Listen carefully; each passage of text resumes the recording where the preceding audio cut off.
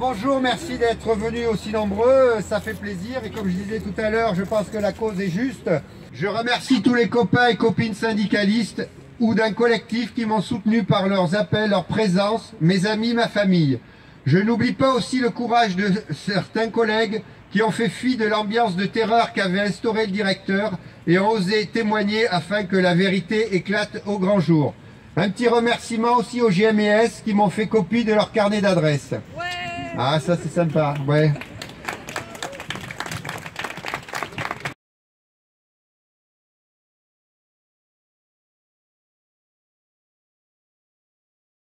Donc tout commence mercredi 13 avril 2016. Les travailleurs sociaux du vieux collège de Magnac-Laval et leurs collègues manifestent devant le conseil départemental de la Haute-Vienne pour défendre les intérêts des jeunes majeurs. En effet, c'est en octobre 2014 que le conseil général de la Haute-Vienne à l'époque fait voter en commission permanente l'arrêt de toute aide à tout jeune n'ayant pas 3 années consécutives de prise en charge au sein de l'aide sociale à l'enfance. Cela veut dire l'arrêt pur et simple de toute prise en charge des jeunes majeurs s'ils n'ont été placés durant 3 ans consécutifs au cours de leur minorité. Les jeunes devront alors quitter leur lieu d'accueil, institution ou famille d'accueil, les jours de leurs 18 ans. En clair, c'est une régression de l'accompagnement prévu dans le cadre du contrat des jeunes majeurs. Ce jour du 13 avril 2016, Djibril, un jeune garçon malien, est suivi par l'aide sociale à l'enfance depuis son arrivée en France, 2 ans et 3 mois auparavant. Ce jour, Djibril vient d'avoir 18 ans. On lui demande alors de récupérer ses affaires et de quitter le foyer du vieux collège de Magnac-Laval. Les 19 salariés de l'établissement, dont François Jacob, qui ont participé au rassemblement car indignés par cette situation, ont été par la suite sanctionnés.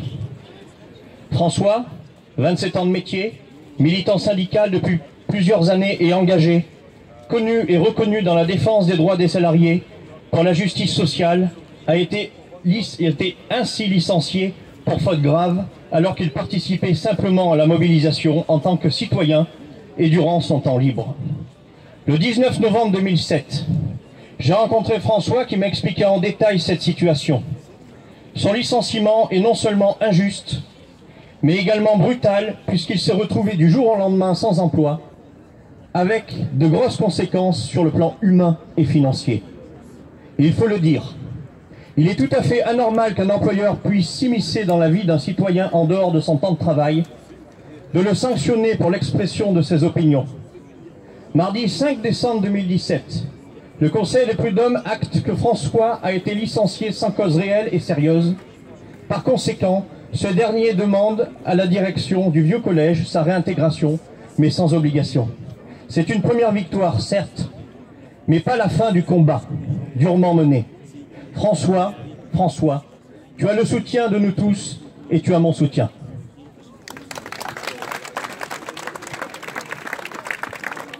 Ma vie professionnelle a été détruite. Il savait pertinemment qu'à 56 ans, malgré avoir postulé sur plusieurs offres, je ne trouverai plus de travail dans le social. Je suis en ce moment une formation et je serai peut-être jeune diplômé à 58 ans. J'ai perdu beaucoup financièrement et qu'est-ce que j'aurai comme retraite? Ma vie personnelle est abîmée. Quant à ce que je ressens, c'est du dégoût. Licencié après 27 ans de bons et loyaux services sans jamais un reproche par des dirigeants d'une association du secteur social qui bafoue toutes les valeurs et les fondements du travail social, c'est inqualifiable. Licencié par une direction générale complice, préférant faire confiance à un directeur délinquant, affabulateur, manipulateur, destructeur, et trahir ainsi la confiance de ses salariés. Licencié pour avoir dénoncé une décision départementale indigne et empêché qu'un jeune se retrouve à la rue, voilà mon triste sort. Pour toutes ces raisons, c'est tout simplement invivable. Mais je ne veux pas me cantonner à me taire. Je suis une victime d'une situation sordide. Le Conseil des prud'hommes a écrit que j'étais un homme de bonne foi et en demandant ma réintégration a confirmé que ce licenciement était une injustice. Tout cela est indigne d'un citoyen français et je ne veux pas, comme cela se passe hélas si souvent en l'occurrence, que ce soit les victimes qui partent. Voilà, je vous remercie. Je vais...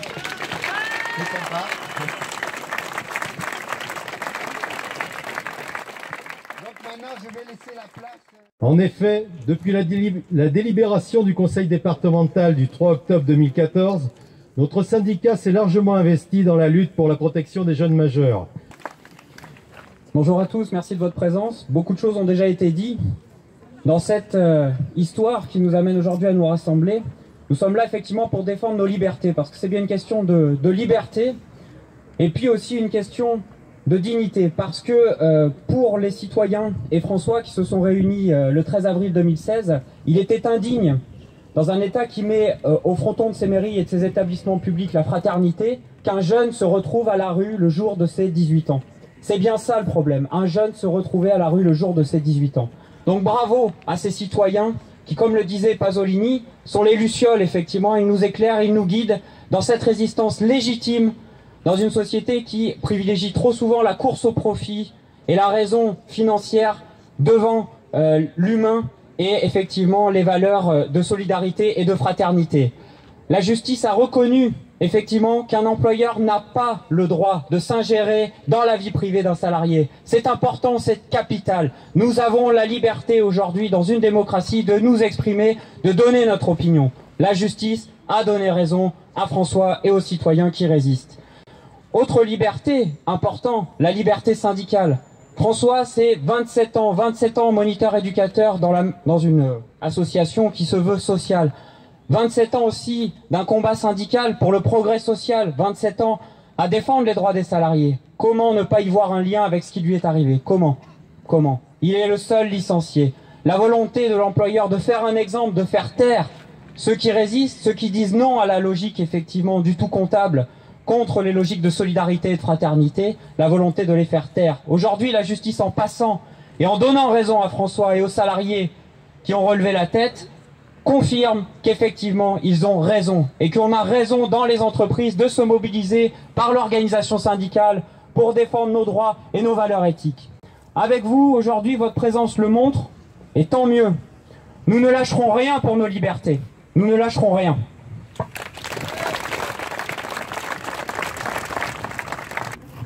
Bonjour. Voilà, je représente ici le collectif adopteunjeune.com. C'est le collectif qui est né après 3 semaines de lutte au conseil départemental sur le parvis, avec des salariés du conseil départemental et avec la solidarité de nombre de citoyens, et y compris de travailleurs sociaux du privé. La fédération CGT de la santé et de l'action sociale, on a toujours été à côté de François dès qu'il nous a alertés, c'était normal. Entre l'arbre de la liberté et l'arbre de la dignité, les deux ont été attaqués. Et je pense qu'effectivement, on se devait d'être là. Mais le combat ne sera pas fini derrière François. Et il faut rester unis, parce que c'est toute la protection sociale qui est mise à mal, avec les méthodes mercantiles qu'on met en place, et les appels à projets et tout, pour justement, il faut dénoncer, il faut combattre. Ah oui, il faut du courage. Moi, je remercie le courage de François. Et voilà, et je vous remercie d'être là. Il faut continuer, il faut toujours être derrière. Et c'est pas fini, hein. François, c'est le début et ça s'amplifie.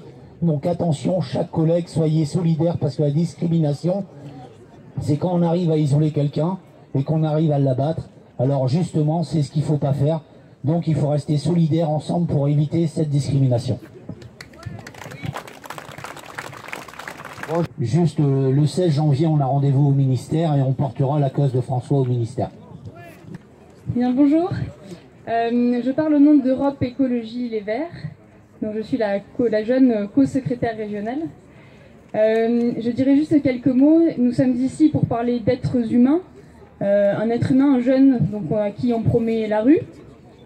D'autres êtres humains qui font appel à leur humanité et qui osent s'indigner vis-à-vis de cette décision particulièrement injuste.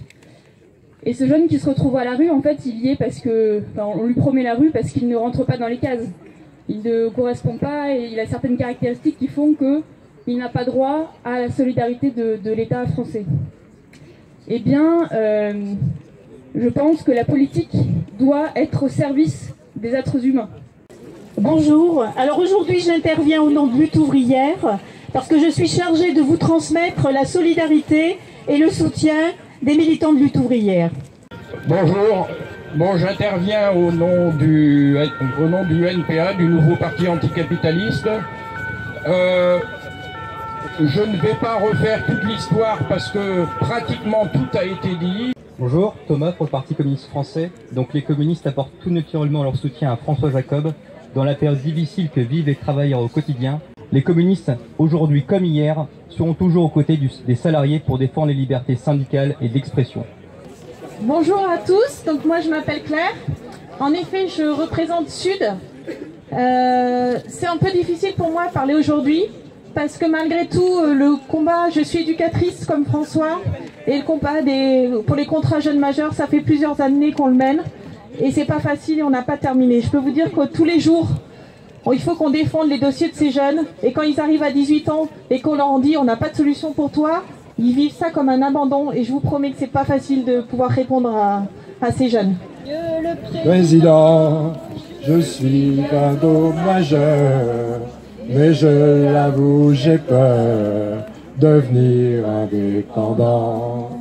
Je viens de recevoir un courrier de l'ASE pour partir de chez eux à 18 ans au soir. Monsieur le Président, j'y ai construit ma vie, j'ai pas assez grandi, je suis qu'une adolescente.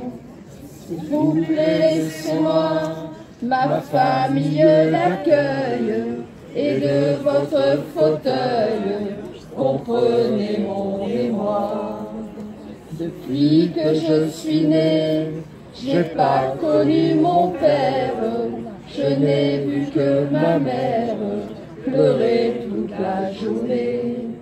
Elle a tellement souffert qu'elle est devenue folle, me conduire à l'école, elle ne pouvait plus faire.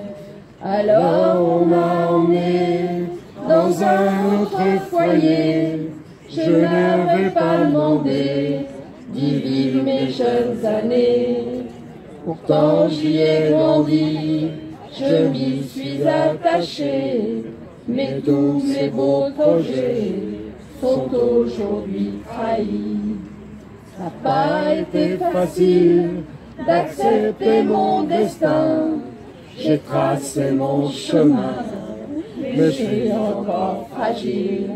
Je ne me sens pas prêt, je ne peux pas affronter tout seul la société. Pourquoi se couperait? Vous vous donnez du mal pour trouver de l'argent sur le dos des enfants et du travail social. Tant que vous préférez vos projets de prestige à l'avenir de nos jeunes, près de vous nous trouverez. Près de vous nous trouverez. Voilà.